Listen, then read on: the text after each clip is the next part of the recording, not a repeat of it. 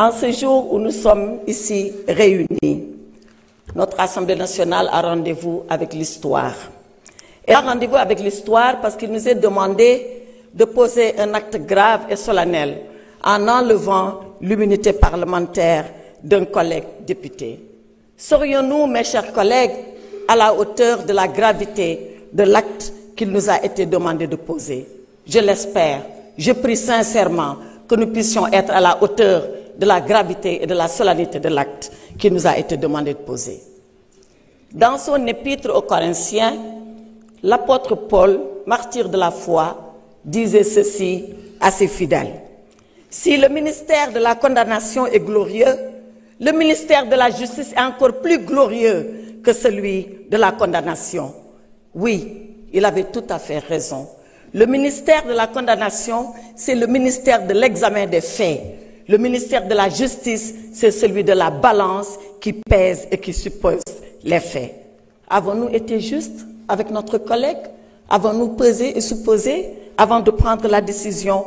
Bien sûr que non. Avons-nous été justes avec Farba Ngom lorsque nous statuions sans dossier? Je le dis, je le répète et je le confirme. Oui, il m'a été transmis un dossier entre guillemets, 4 lettres de transmission sur des feuilles volantes. Si c'est ça un dossier, on est loin de l'idée qu'on se fait de notre mission. Avons-nous été justes vis-à-vis de notre collègue Mohamedou Ngom lorsqu'il a suffi 10 jours, samedi et dimanche compris, pour statuer dans la précipitation sur cette demande de levée de l'immunité parlementaire? Avons-nous été justes lorsque nous sommes juges le jour et procureurs impitoyables la nuit? Voilà ce qui s'est passé. Et voilà pourquoi, dans la longue histoire de notre Assemblée, pour la première fois, une demande de levée d'immunité parlementaire a suscité autant de débats, autant de controverses et autant de polémiques. Et pourtant, il nous faut décider.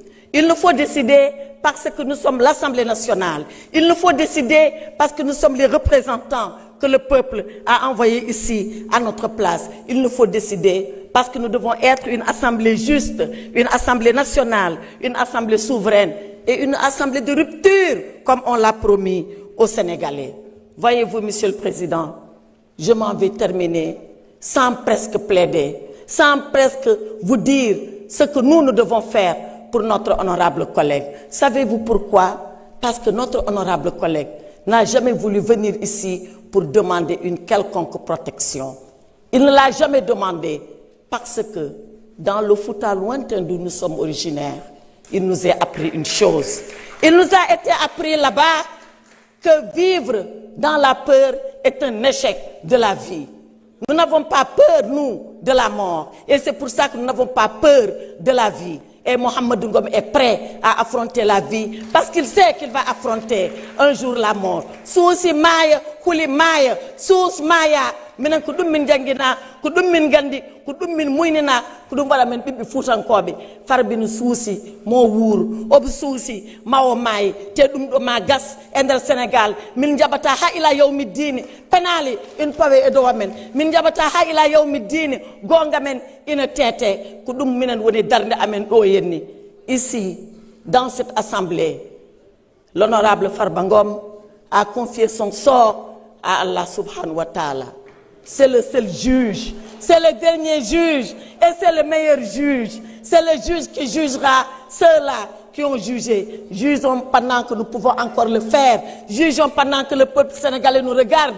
Jugeons pendant que nous sommes là, face à notre conscience. Le reste appartiendra à l'histoire et l'histoire jugera Mohamedou Ngom. Je vous remercie, mes chers. Je vous remercie, honorable député, Madame Aïssatou Tall Sall.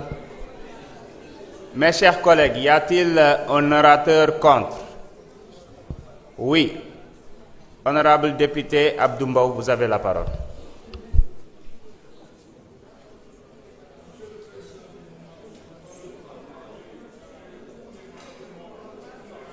Vous avez dit que vous n'avez pas le droit de parler. Vous avez répondu. Honorable, vous avez la parole. Respectez